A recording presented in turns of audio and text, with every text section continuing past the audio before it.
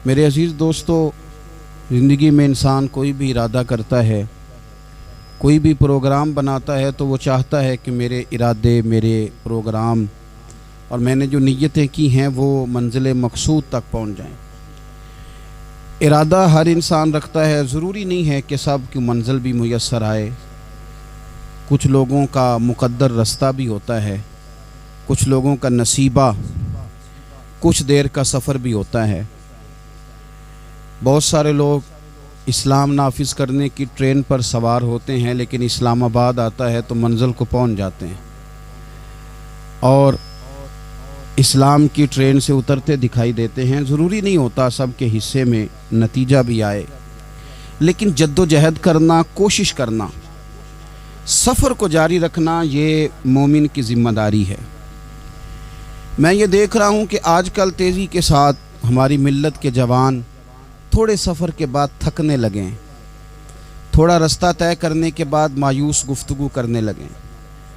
अल्लाह तबारक व तआला ने इंसान की और बिलखुसूस बंदा मोमिन की तरबियत करते हुए कहा है कि या अय्युहल्लज़ीना आमनुस्बिरू, ए ईमान वालो सब्र करो, वसाबिरू और डटे रहो, वराबितू और कमर बस्ता रहो, जद्दोजहद करते रहो, वत्तकुल्लाह और अल्लाह से डरो, लअल्लकुम तुफलिहून, ताकि तुम फलाह पा जाओ। सब्र करो, डटे रहो और जद्दोजहद जारी रखो, वराबितू कमर बस्ता रहो, बढ़ते रहो। मैदान करबला के अंदर दो चीज़ें जो सबसे ज़्यादा नुमायाँ हैं और जो सबसे ज़्यादा वाज़ें, जो बड़ी निखरी हुई हमें दिखाई देती हैं, और वही दो चीज़ें हैं जिसकी आज हमारे अंदर तेज़ी से कमी होती जा रही। बड़े ये शिकायत करते हैं कि आप नौजवानों को समझाएं, इनको जल्दी काहे कि ये हालात ठीक हो जाएंगे। बाज़ जगहों पे छोटे ये कहते हैं कि अब्बा जी से और दादा जी से आप ये कहें कि काम अपने वक्त पे होना है, जल्दबाज ना हुआ करें। मैदान करबला ने उन्हीं दो चीज़ों का हमें सबक दिया है। वो चीज़ें क्या हैं? एक सब्र, एक इस्तिकामत। आप अपनी ज़िंदगी हौसले के साथ गुजारें और अपने सफ़र को जारी रखें, इस्तिकामत के साथ आगे बढ़ते रहें। ये दो चीज़ें सबक हैं मैदान करबला का। मैदान करबला के अंदर जो चीज़ सबसे ज़्यादा अहले बैत नबुव्वत की तरफ आई है वो जुल्म है, सितम है, जफाकशी है, और अहले बैत ने जो सबसे बढ़कर करके दिखाया है वो उनका सब्र है। ये सब्र और इस्तिकामत की मिसाल उलमा ने लिखी है। जिस तरह दरिया के दो किनारे होते हैं ना, अगर वो दो किनारे दरिया के मौजूद रहें तो वो दरिया अपने मकाम पे जाके खेत को पानी देता है, खलियान को पानी देता है, सब्जियां उगती हैं, दरख्त उगते हैं, ज़मीन बंजर हो तो उसकी आबियारी होती है। अगर वो दो उसके बंद साइडों पे कायम रहें, लेकिन अगर वो बंद दरमियान से निकाल दिए जाएं तो वही दरिया तबाही मचा देता है, सैलाब आ जाता है। इंसान की ज़िंदगी में सब्र और इस्तिकामत दो बंद होते हैं मेरे भाई, याद रखना। अगर आपके अंदर सब्र और इस्तिकामत है तो आपकी ख्वाहिशात कंट्रोल में रहती हैं, और अगर ये सब्र और इस्तिकामत आपसे छूट जाता है, बड़ा कुछ लोग कहेंगे, बड़ी बातें करेंगे, बड़ा कुछ सुनाया जाएगा, अपने बेगाने कई रस्तों पर कई कई जुमले कसेंगे। अगर ये दोनों बंद टूट गए तो आपकी ख्वाहिशात बेलगाम हो जाएंगी, वो आपसे वो काम कराएंगी जो आपने ख्वाब में भी नहीं सोचा होगा। सब्र और इस्तिकामत, मैं पढ़ रहा था, उलमा ने लिखा है कि कुरान पाक में अल्लाह ने 90 के करीब, तकरीबन 90 मरतबा सब्र का जिक्र किया, और हदीस पाक में मेरे रसूल पाक ने तकरीबन 900 मरतबा सब्र की तलकीन फरमाई है। कुरान मजीद तो किसी बात को इशारतन कर दे तो वो काफ़ी है, लेकिन जगह जगह कुरान मजीद ने कहा, जगह जगह कहा, या अय्युहल्लज़ीना आमनुस्बिरू वसाबिरू वराबितू, ईमान वालो सब्र करो, डटे रहो, कमर बस्ता रहो, वत्तकुल्लाह, अल्लाह से डरो, लअल्लकुम तुफलिहून, इस उम्मीद पर कि तुम फलाह पा जाओ। अपनी ज़िंदगी थोड़ी सी हौसले वाली गुजारें। आप किसी की मोहब्बत में कोई जुमला कहे तो उसे भी ज़रा सहना सीखें, और किसी अपने के ख़िलाफ़ जब कोई बंदा बात करे तो उसे भी सहना सीखें। जिस तरह तारीफ़ आपको मीठी लगती है ना, इसी तरह जब तनकीद भी मीठी लगने लगे ना, जो नज़रिए के लोग होते हैं उन्हें तनकीद और तामीर से फ़र्क नहीं पड़ता।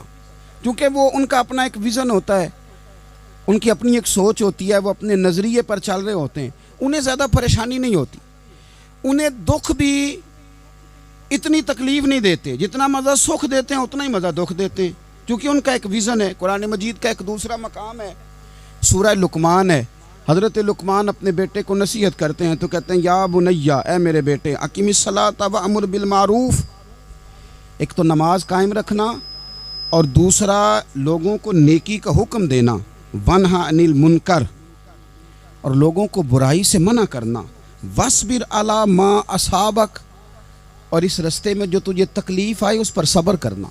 بیٹے کو نصیحت کر رہے ہیں باپ، اور لہجہ دیکھیے کہ یا بنیا، او میرے بیٹے، کیا لہجہ ہے، کیا انداز ہے، او میرے بیٹے۔ ایک تو یہ کرنا، نماز قائم رکھنا، بھلائی کا حکم دینا، برائی سے منع کرنا، اور اس پر جو تجھے مشکل آئے اس پر صبر کرنا۔ اور پھر کیا کہتے ہیں، قرآن مجید کا انداز دیکھیے، فرمایا ان ذالک من عزم الامور، بے شک یہ بڑی ہمت والے کام ہیں، نیکی کا حکم دینا، برائی سے منع کرنا، نماز پڑھنا اور مصیبت پر صبر کرنا، یہ ہمت والے کام ہے پتر، ہمت والے کام ہے، ذرا ڈٹ کے کرنا، بے حوصلہ نہ ہونا۔ ایک بزرگ بیٹھے تھے، اللہ کے نیک بندے بھی تھے اور تجارت بھی کرتے تھے، لاکھوں کا کاروبار تھا، بزرگ بیٹھے ہوئے ہیں تو اچانک خبر ملی کہ حضرت صاحب پڑھا رہے تھے سبق، خبر ملی کہ آپ کا وہ جو ایک جہاز تھا نا مال بردار، وہ جہاز آپ کا ڈوب گیا پانی میں۔ فرمانے لگے الحمدللہ، سبق پڑھاتے رہے، 2-4 گھنٹے گزرے تو ایک بندہ پھر آیا، اس نے آ کے کہا حضور مبارک ہو، وہ جو جہاز ڈوبنے والی خبر تھی وہ غلط تھی، وہ جہاز آپ کا بالکل ٹھیک ٹھاک ہے، لاکھوں روپے بچ گئے۔ فرمانے لگے الحمدللہ، سبق اسی روٹین سے پڑھاتے رہے، پہلی نقصان کی خبر آئی تو پھر بھی الحمدللہ، اور دکھ کی خبر آئی پھر بھی الحمدللہ، سکھ کی آئی تو پھر بھی الحمدللہ، سبق اپنی روٹین سے پڑھاتے رہے، سفر جاری رہا، رکے نہیں۔ اختتام ہوا تو طلباء کہنے لگے حضور اتنے بڑے نقصان کی خبر آئی، جملہ ہی کوئی نہیں ٹوٹا آپ کا، لفظوں کے اندر کہیں ہم نے اتار چڑھاؤ نہیں دیکھا، حضور چہرے پر کوئی پریشانی نہیں، اور پھر اتنی بڑی خبر ملی خوشی کی، کوئی آپ کی آنکھوں میں روشنی نہیں آئی، کوئی ہم نے آپ کا چہرہ بدلتے نہیں دیکھا، معاملہ کیا ہے؟ تو فرمانے لگے معاملہ ایک ہی ہے، دکھ بھی رب کی طرف سے ہے، سکھ بھی رب کی طرف سے ہے، تو دکھ قبول محمد بخشا راضی رہن پیارے، اگر سارا کچھ اسی کی جانب سے ہے تو یہ تو کوئی بات نہ ہوئی کہ دکھ آنے پہ بندہ کہے ہو یہ کیا بن گیا، سکھ آئے تو بندہ کہ دیکھا میں نے محنت کی تھی تو کامیاب ہو گیا۔ امام علی مقام رضی اللہ تعالیٰ عنہ کی فکر کو سمجھ جاؤ، جب وہ مصطفیٰ کریم کے کندھوں پہ تھے پھر بھی الحمدللہ، اور جب ان کا سر نیزے کی نوک پہ تھا پھر بھی الحمدللہ۔ کسی مقام پر کسی جگہ بھی حسین ابن علی شکوہ کرتے نظر نہیں آتے، سیدنا امام علی مقام ہر مقام پہ کہتے ہیں الحمدللہ الحمدللہ الحمدللہ۔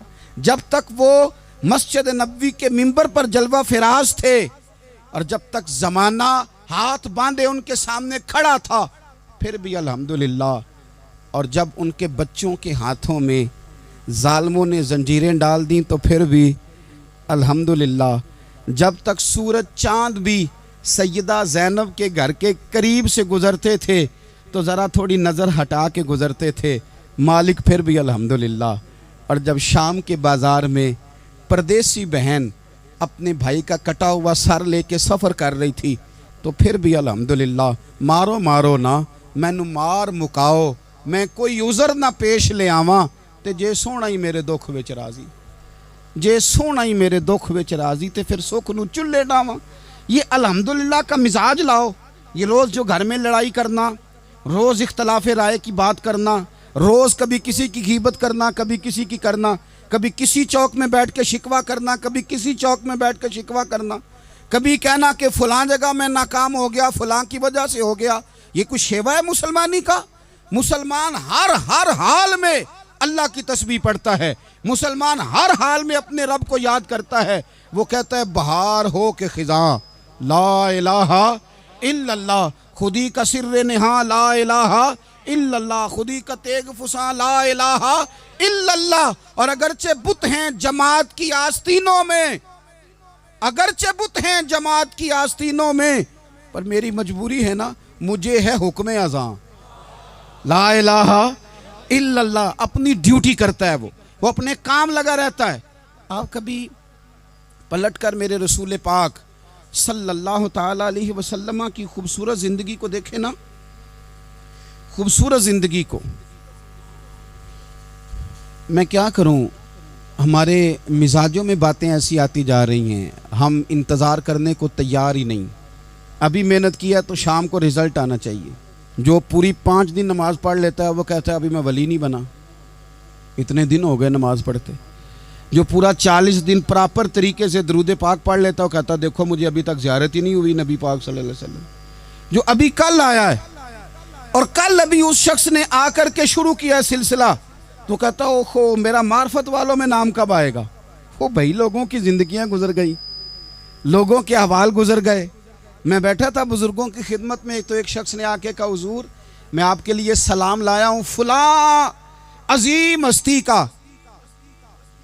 تو حضرت صاحب نے اس کو تھپکی دی، فرمانے لگے پتر میں انہیں جوگا نہیں، تینوں کوئی پلیکھا لگ گیا ہے، میں بدکار پرانا خادم، میں نہیں اس قابل یار، یہ تجھے غلطی لگ گئی ہے، مجھے تو اپنے اعمال کا پتہ ہے، میں موجود تھا اور صاحب علم و فضل بندے کے پاس تھا۔ کہنے لگے پتر میں نہیں اس قابل، مہربانی کرنا تو میرے لیے دعا کر، اللہ تعالیٰ میرے اوپر رحمت کر دے اور کوئی رستہ کھل جائے۔ اور سجنوں سنو، حضرت عمر فاروق جیسا بندہ میرے رسول پاک صلی اللہ علیہ وسلم کے غلاموں میں مولا علی شیر خدا کا مرتبہ کون جان سکتا ہے؟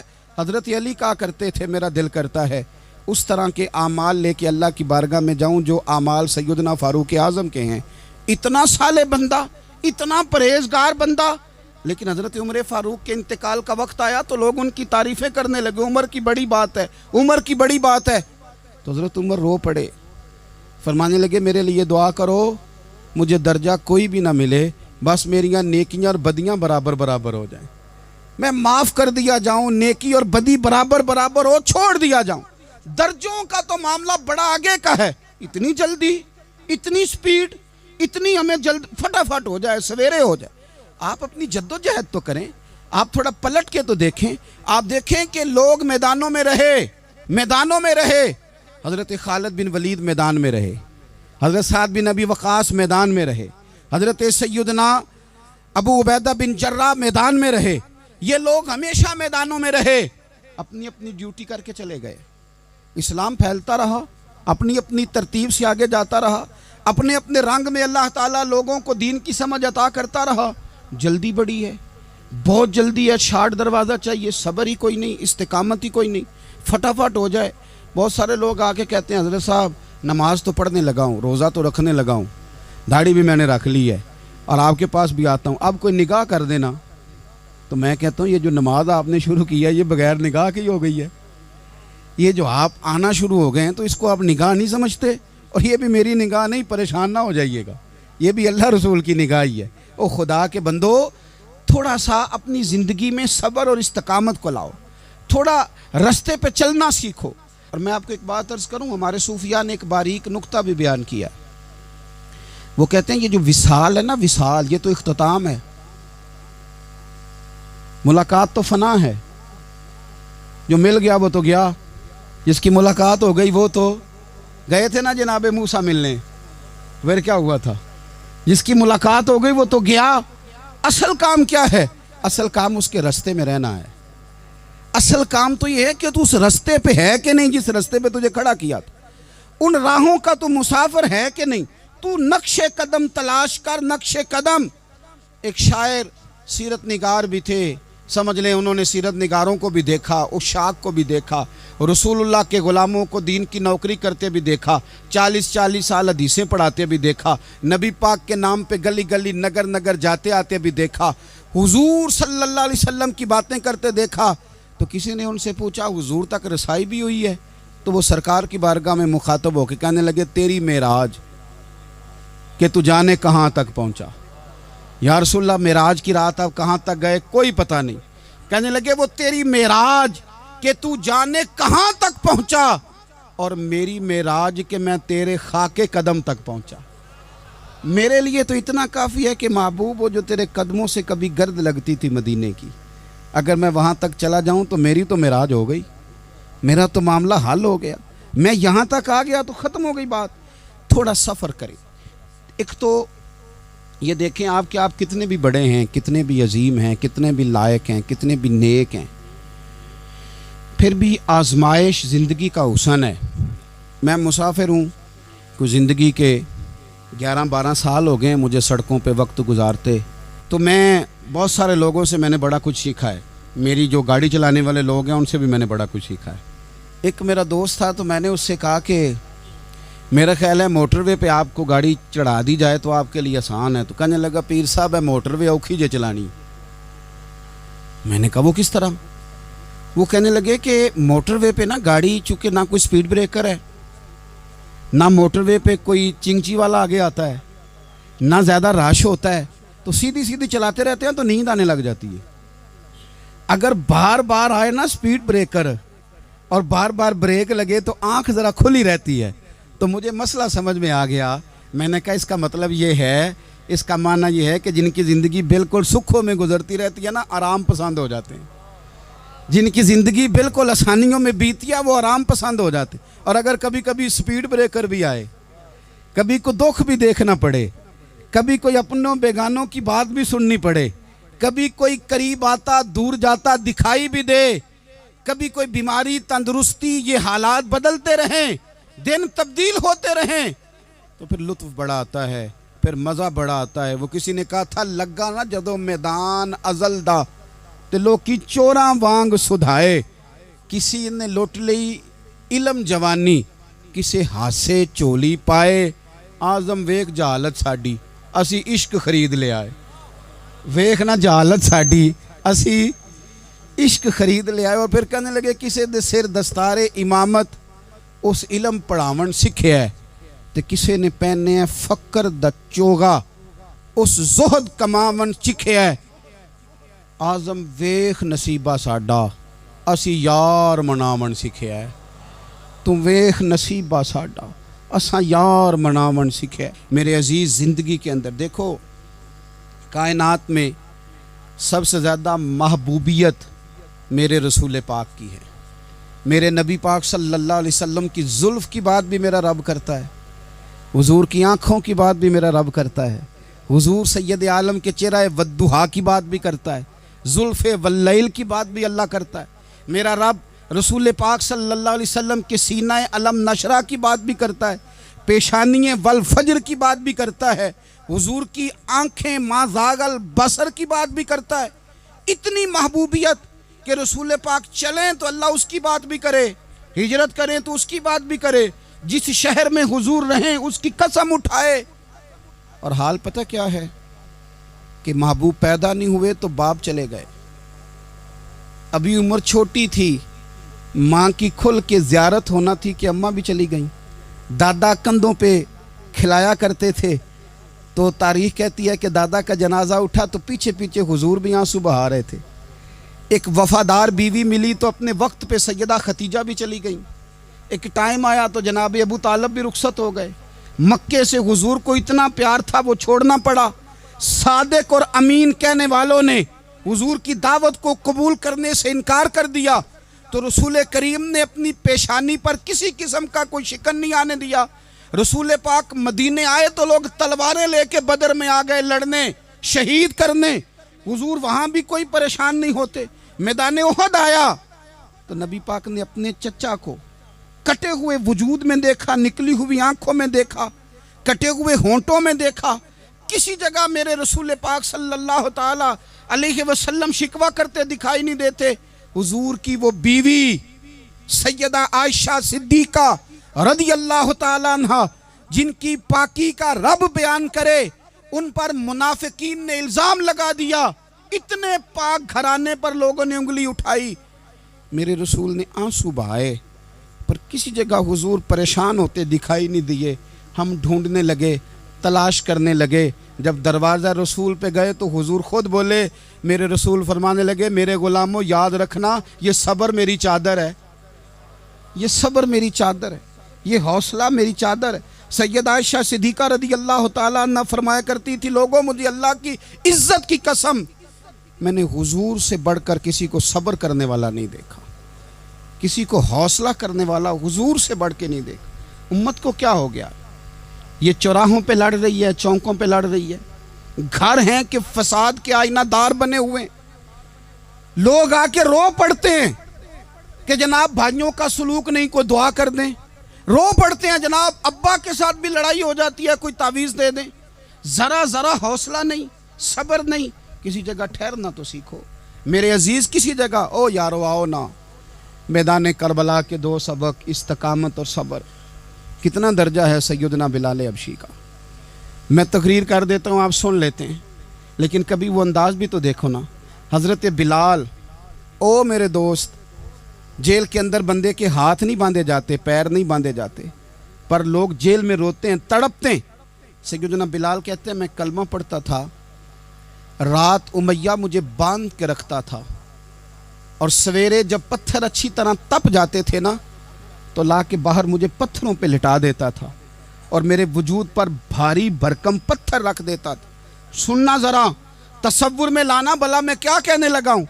हज़रत हसन बिन साबित रदी अल्लाह ताला अन्हु फरमाते हैं, मैं मक्का मुकरमा आया हज या उम्रे के लिए, तो मैंने मस्जिद नबी के जो आज मुअज्जिन बिलाल हैं, मैंने इनका ये रंग देखा कि मक्के के बच्चों ने उनके गले में रस्सी बांध के ना तो हाथों में पकड़ी हुई है, और मक्के के बाज़ारों में ना उनको खींचते हैं, ले जाते हैं। मैंने एक शख्स से पूछा ये क्या माजरा है, क्या मुअम्मा है?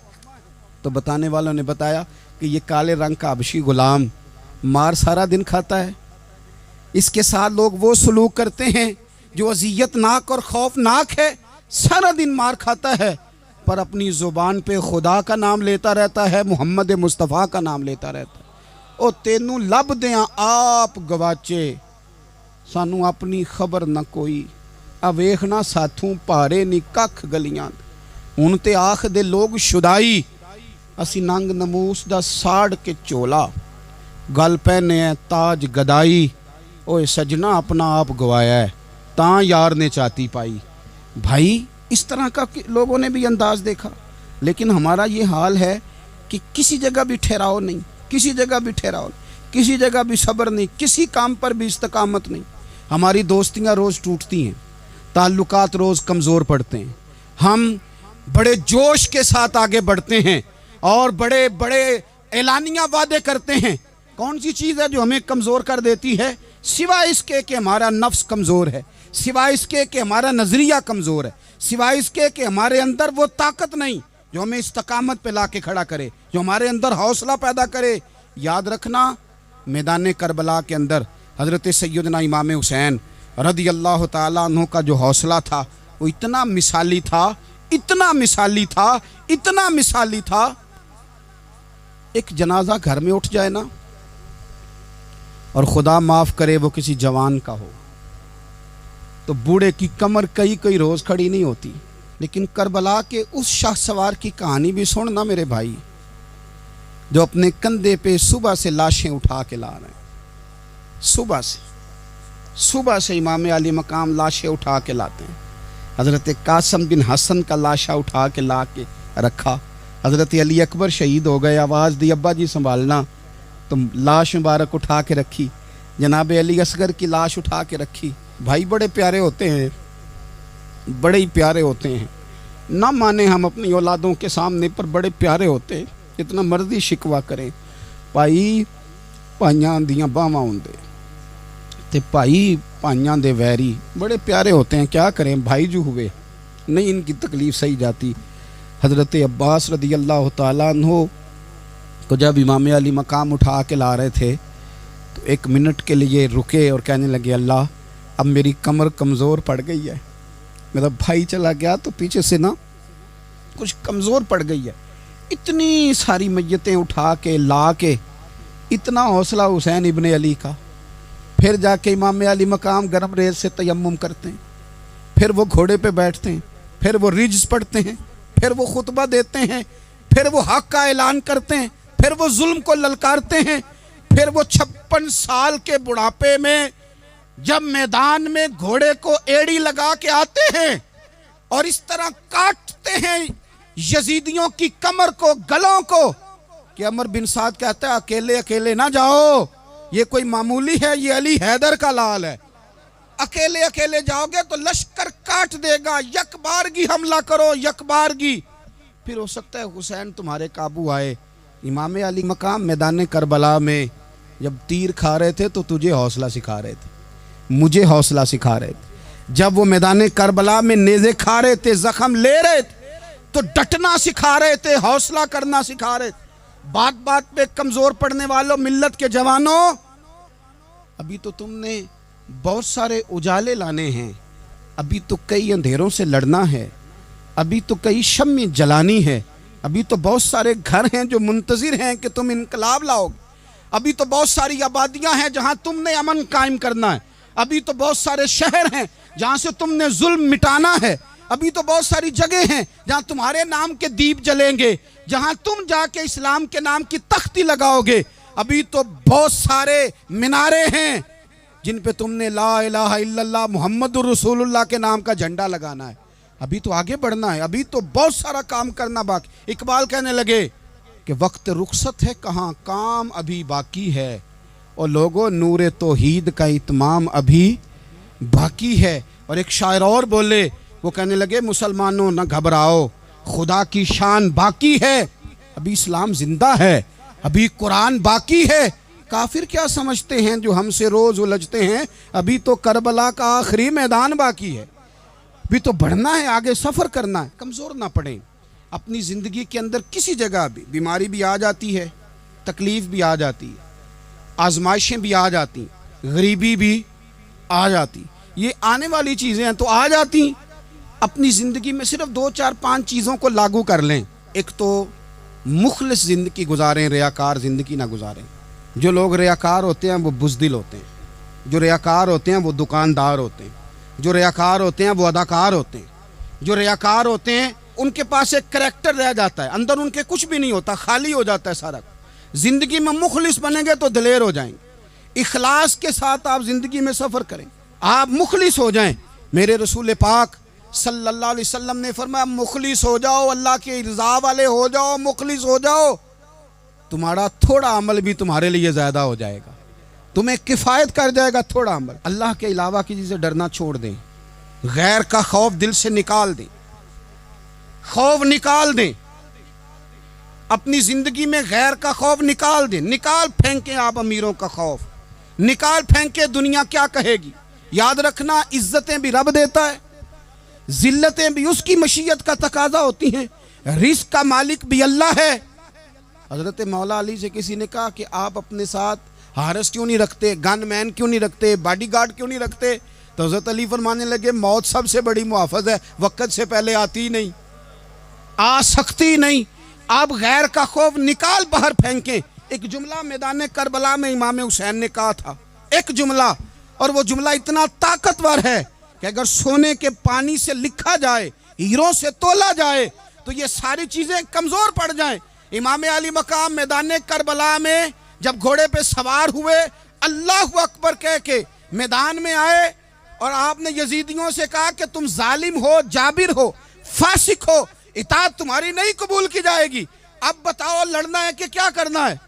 جب وہ لڑنے کے لیے میدان میں آئے تو امام نے ایک جملہ کہا، فرمانے لگے لوگوں گواہ رہنا، آج میں نے عزتیں خرید لی ہیں اور ذلتیں دور کر دی ہیں۔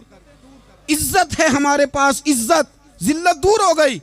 اگر اس کے ظلم سے چھپ کے بیٹھ جاتے، اگر ان تلواروں کے سامنے کمزور پڑ جاتے، اگر اس بڑے لشکر کو پیٹھ دکھا دیتے تو یہ عزت والا معاملہ، لوگوں ہم نے عزتوں کا سودا کیا، ہم نے ذلتیں بھگا دی، ہم نے وہی سودا کیا جو ہمارے اجداد کا طریقہ تھا، جو ہمارے اسلاف کا طریقہ تھا، جو طریقہ ہم نے علی المرتضیٰ سے سیکھا تھا اور نبی مصطفیٰ سے سیکھا تھا، وہ طریقہ ہم نے کر دکھایا۔ اللہ کے غیر کا خوف نکال پھینکے زندگی۔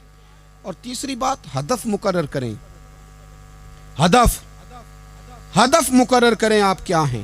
آپ دین کے دائی ہیں، آپ دین کے مبلغ ہیں، آپ دین کو مالی سپورٹ کرنے والے ہیں، آپ اخلاقی سپورٹ کرنے والے ہیں، آپ ایک تاجر ہیں، آپ کس طرح کر کے میدان میں ہیں، آپ ایک ویلفیئر شخصیت ہیں، لوگوں کا بھلا کرنے والے، آپ کیا ہیں؟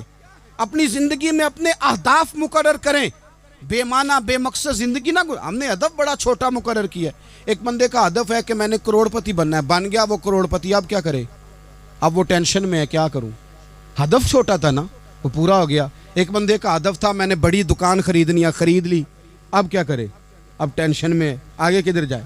ایک بندے کا ہدف تھا میں نے وزیر بننا، بن گیا، یہ چھوٹا ہدف ہے، یہ ہدف کبھی بھی آپ قبول نہ کریں۔ ایک ہدف وہ تھا جو یزید نے اختیار کیا کہ مجھے حکومت پہ بیٹھنا ہے، ایک ہدف وہ تھا جو عبید اللہ ابن زیاد کا تھا کہ مجھے گورنر بننا ہے، ایک ہدف وہ تھا جو عمر بن سعد کا تھا کہ مجھے رے کی حکومت لینی ہے۔ یہ ان لوگوں کے ہدف تھے، اور ایک ہدف حسین ابن علی کا تھا، امام علی مقام کا تھا کہ مجھے جبر کے سامنے ڈٹنا ہے، ظلم کے سامنے ڈٹنا ہے۔ امام علی مقام کا خون تو بہہ گیا، کربلا کی زمین تو رنگین ہو گئی، نہ عبید اللہ ابن زیاد کی گورنری بچی، نہ شمر کو حکومت ملی، نہ یزید کچھ کما سکا، نہ زیاد کا وہ ظلم رہا، نہ یزید کی وہ جفا رہی، جو رہا تو نام حسین کا، جو رہا تو نام حسین کا، جسے زندہ رکھتی ہے کربلا، جو رہا تو نام حسین کا۔ چھوٹے اہداف نہ مقرر کرو۔ یہ کیا بات ہوئی؟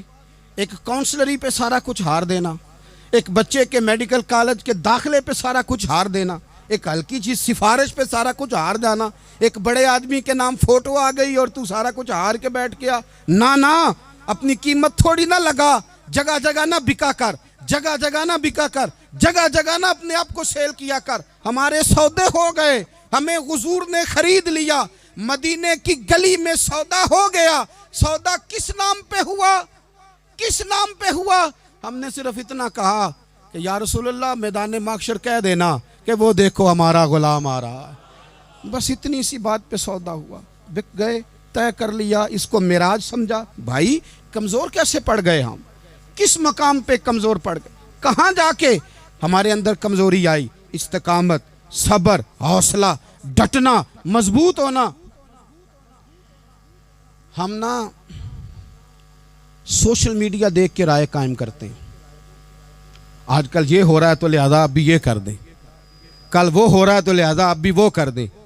ہمارا نظریہ کتاب و سنت ہے، ہمارا نظریہ وہ ٹرینڈ نہیں جو آج کل فلانی جگہ پہ چل رہا ہے۔ ہمارا نظریہ ہمارے بزرگوں کے 1400 سالہ نظریات ہیں۔ آپ 4 5 6 خبریں دیکھ کے نظریہ نہ بنایا کریں، نظریہ اللہ کی کتاب دیکھ کے بنائیں، رسول اللہ کا فرمان دیکھ کے بنائیں۔ 5 7 10 20 اینکر جہاں آپ کو لے کے جائیں وہ والا ذہن نہ بنائیں، ذہن وہ بنائیں جو ذہن ہمیں سیدنا امام حسین نے عطا فرمایا ہے۔ اپنی زندگی میں ایک تو اخلاص لائیں، اللہ کے غیر کا خوف نکالیں، ہدف مقرر کریں، اور مزاج جد و جہد والا بنائیں، جد و جہد والا۔ میرے حضرت صاحب، میرے تاج الشریعہ، میرے شیخ، میرے مربی، میرے محسن، سرمایہ حیات، میری آنکھوں میں بھی وہ جلوہ ہے کہ میں نے ان کو دیکھا ہے۔ انہوں نے اپنی زندگی ایک کونے سے شروع کی، پوری دنیا کا انہوں نے سفر کیا۔ انہیں پتہ تھا کہ بریلی شریف میں لاکھوں لوگ آتے ہیں، یہاں عرس ہوتے ہیں، لیکن ان کی ایک وصیت ہے، وہ بہت ساری جگہ آڈیو ریکارڈنگ بھی اس کی موجود ہے۔ حضرت نے فرمایا تھا میں زندگی میں رسول اللہ کے دین کے لیے نکلا ہوا ہوں، میں جگہ جگہ سفر کرتا رہتا ہوں، میری وصیت ہے اس رستے میں اگر کہیں میرا آخری وقت آئے تو مجھے بریلی شریف نہ لے کے جانا، اسی راہ میں مجھے دفن کر دینا، اسی راہ میں اسی جگہ دفن کر دینا، میں چاہتا ہوں اسی راہ پہ دفن ہو جاؤں، اسی جگہ۔ عدم سے لائی ہے ہستی میں آرزو رسول، دیکھو ہمیں کہاں کہاں لیے پھرتی ہے جستجو رسول، کہاں کہاں لیے پھرتی ہے جستجو رسول، اور میں اپنی حیاتی تو قربان تھی وہاں۔ دیکھو محمد پکیندے گزر گئی، احد نال احمد صدیندے گزر گئی۔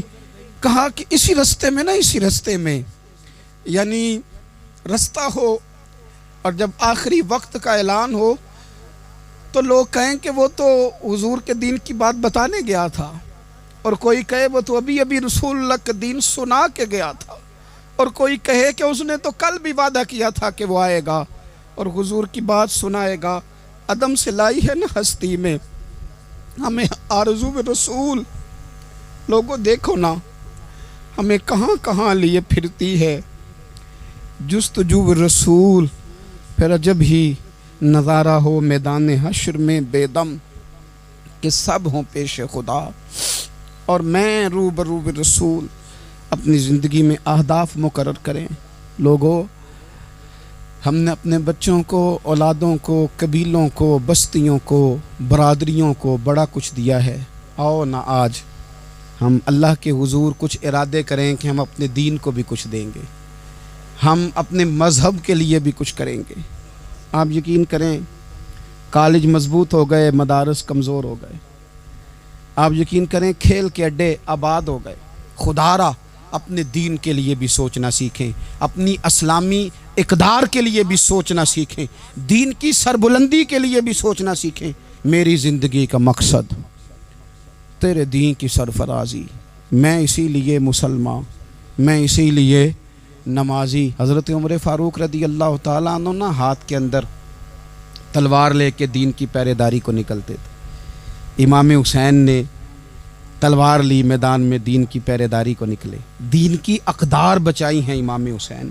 کسی شاعر نے کہا تھا دین نبی دا وانگ یتیماں رووے تے کرلاوے، آکھے او لوکو میں کتھوں لباں عمر بہادر جیڑا مینوں سینے لاوے۔ امام حسین نے اقدار بچائے دین کے۔ فرمایا فاسق، فاجر، ظالم، شرابی یہ مسلمانوں کے حکمران ہو سکتے؟ تو جو اقدار امام علی مقام بچانے نکلے ساری اولاد سمیت، ان کو بچانے کے لیے میں اور آپ کیا اقدامات کر رہے ہیں؟ ہم کیا کر رہے ہیں؟ ہمارے ملک کے اندر آہستہ آہستہ آپ غور کر لیں زنا بالجبر کہاں چلا گیا۔ معاذ اللہ عام زنا کے حالات کتنے خوفناک ہیں، زیادتیوں کی شرح کتنی بڑھ گئی ہے۔ آپ دیکھیں روز وہ خبریں، وہ چیزیں سنی نہیں جاتی۔ معصوم بچیاں، جنسی درندگی کے جو حوال ہیں، ابھی بھی لوگوں کو انتظار ہے کہ انہوں نے حسینی کب بننا ہے، فکر حسینی کے پاسبان بنے۔ یہی تو وقت ہے جب امام علی مقام آپ کو پکار رہے ہیں۔ اپنے اپنے چکر میں الجھ کر اقبال کہتے ہیں ہر کوئی مست مئے ذوق تن آسانی ہے، حیدری فقر نے دولت عثمانی ہے، تم کو اسلاف سے کیا نسبت روحانی ہے، وہ معزز تھے زمانے میں مسلمان ہو کر، اور ہم خار ہوئے تار کے قرآن ہو کر۔ اٹھنے کا وقت ہے، ارادے کرنے کا وقت ہے۔ اسلامی اقدار اپنے گھروں میں، اپنی جمعیت میں، اپنے قبیلے میں اس کے نفاذ کا وقت ہے۔ جد و جہد کریں، آگے بڑھیں، ہمت کریں۔ جس کی کوئی نماز آج کی رہ گئی ہے وہ ساری نمازیں پوری کر کے، جو قضا ہیں وہ ادا کر کے سوئے۔ اللہ کی بارگاہ میں استغفار پڑھیں، توبہ کر کے اپنے وقت کو بتائیں۔ چھوڑ دیں دوسروں کی غلطیوں پہ اتنا وقت لگانا، اپنے اوپر تھوڑی محنت کریں، اپنے اندر کچھ خامیاں نکالیں اور کچھ اپنے آپ کو رگڑ کے خوبیاں پیدا کریں، اور اپنی صلاحیتیں اپنے دین کے لیے خرچ کریں، اپنی خوبیاں دین کے لیے لگانے کی کوشش کریں۔ ہم بھی دوبارہ سے تجدید عہد وفا کرتے ہیں، دوبارہ سے آج کہتے ہیں کہ یا رسول اللہ صلی اللہ علیہ وسلم، ہمارا وعدہ ہے کہ میری زندگی کا مقصد تیرے دین کی سرفرازی، میری زندگی کا مقصد تیرے دین کی سرفرازی، میں اسی لیے مسلمان، میں اسی لیے نمازی۔